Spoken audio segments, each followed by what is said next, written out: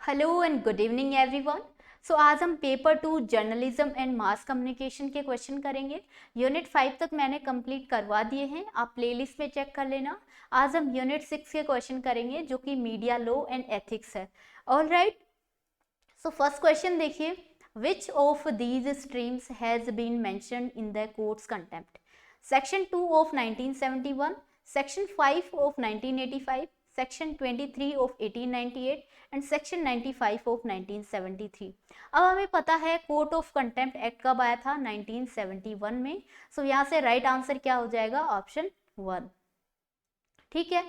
Then court of contempt of court होता है, वो कितने टाइप की होती है? ये होती है दो टाइप की, एक होती है सिविल कंटेम्प्ट, एक होती है क्रिमिनल कंटेम्प्ट। सिविल कंटेम्प्ट क्या होती है? विलफुल डिसओबीडियंस, मतलब जानबूझकर अगर हम कोर्ट की आज्ञा का उल्लंघन करते हैं, कोर्ट के किसी जजमेंट या ऑर्डर का उल्लंघन करते हैं, तो वो आती है सिविल कंटेम्प्ट के अंडर। क्रिमिनल कंटेम्प्ट क्या होती है? Publication by word spoken, written और बाय विजिबल रिप्रेजेंटेशन, मतलब इन एप्रोप्रिएट विजिबल रिप्रेजेंटेशन किसके अंडर आएगा? क्रिमिनल कंटेम्प्ट के अंडर। ठीक है। नेक्स्ट क्वेश्चन देखिए, what are the amendment made in the copyright amendment act 2012? Copyright act जो कि 1957 में आया था, वो अब तक कितनी बार अमेंड हो चुका है? तो वो अब तक 6 टाइम अमेंड हो चुका है। कई बार डायरेक्ट यही क्वेश्चन पूछ लिया जाता है। 1983 में, 1984 में, देन 1992, 1994, 1999 और 2012। सो 2012 में जो अमेंडमेंट हुआ था उसके बारे में ये क्वेश्चन है। The writer would be considered first honour, बिल्कुल सही बात है। It enables the writer to claim equal royalty in case of any use of sound recording and cine art, ये भी सही है। इस ऑप्शन को ध्यान से देखिए, it provides complete right to the director. ठीक है, डायरेक्टर के कुछ राइट्स होते हैं लेकिन कंप्लीट राइट तो नहीं बोल सकते, तो ये तो एक नेगेटिव सेंटेंस हो गया। सो ये ऑप्शन नहीं होगा। It provides original specific identified to the rights of artist. It enables specially to the owner. ठीक है, ये ऑनर्स के लिए है। सो ऑप्शन सी को यहाँ से एलिमिनेट कर देंगे। ऑप्शन सी कौन से ऑप्शन में नहीं है? ओनली ऑप्शन 3 है जिसमें सी नहीं है, मतलब A, B, D and E हमारा राइट आंसर हो जाएगा। इसके बाद correct the sequence chronologically. The official secret act कब आया था? 1923। The press and registration of book act 1867। The right to information act 2005। The contempt of court act 1971। The Prasar Bharati act 1990। सो सबसे पहले क्या आएगा? ऑप्शन बी, जो कि एक ही ऑप्शन में दिया है। उसके बाद आएगा A, D, E and last में आएगा the right to information act 2005। So right answer हो जाएगा ऑप्शन 2।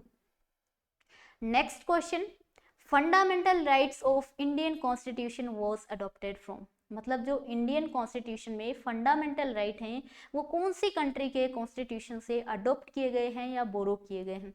तो इसका राइट आंसर होगा US constitution.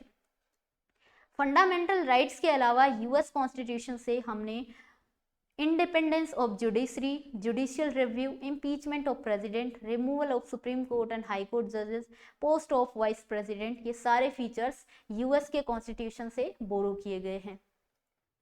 Then next question, arrange the following in correct chronological sequence. Press and registration book act 1867, आप देख रहे हो ये दोबारा पूछा गया है। Then official secret act 1923, copyright act 1957, RNI 1956, Indian cinematography act 1952। So सबसे पहले क्या आएगा? ऑप्शन ए, जो कि इन दोनों में दिया है। ऑप्शन ए के बाद क्या आएगा? ऑप्शन बी, देन ई, डी, लास्ट में आएगा copyright act 1957। So right answer option number 2। Next question, the doctrine of privileged document is related. Privileged document कौन से होते हैं? जो कि कॉन्फिडेंशियल होते हैं, जिनको पब्लिकली डिस्क्लोज नहीं किया जाता।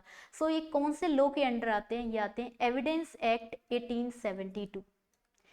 इमरजेंसी के टाइम जब राजनारायण वर्सेस इंदिरा गांधी जी का जो केस हुआ था, उसमें जो ब्लू बुक दिखाई गई थी वो इसी एविडेंस के तहत दिखाई गई थी। ब्लू बुक में क्या होता है? गवर्नमेंट के ऑफिशियल रिकॉर्ड एंड डेटा होता है। All right.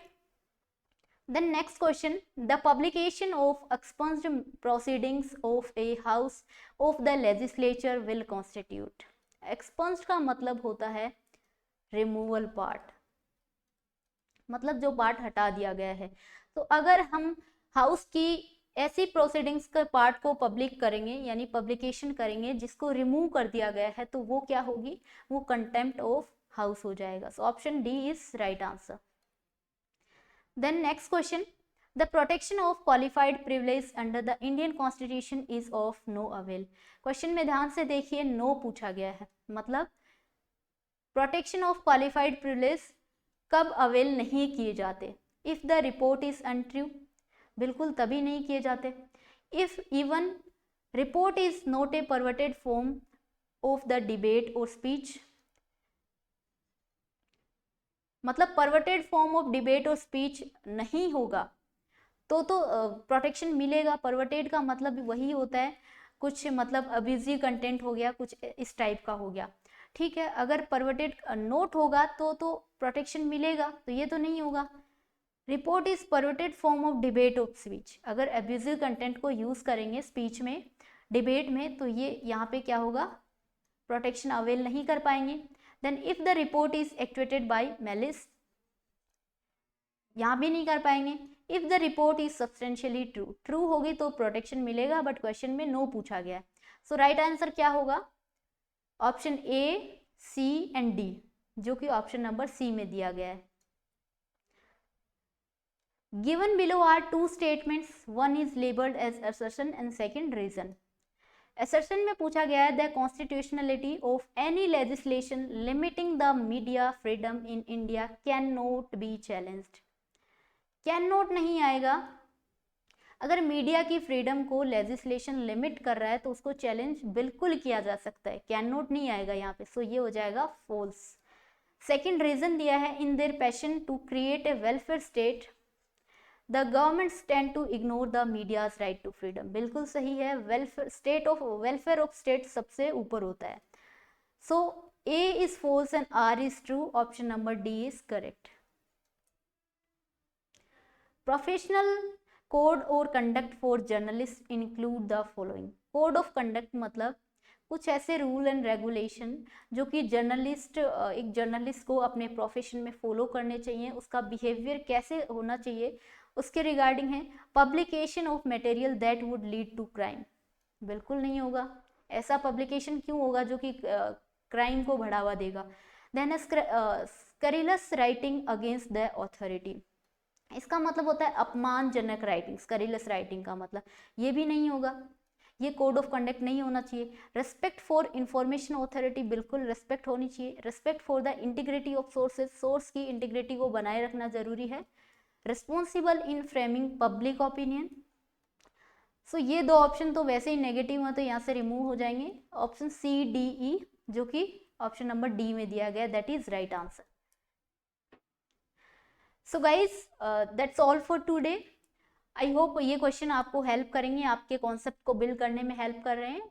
Good luck to everyone, thank you.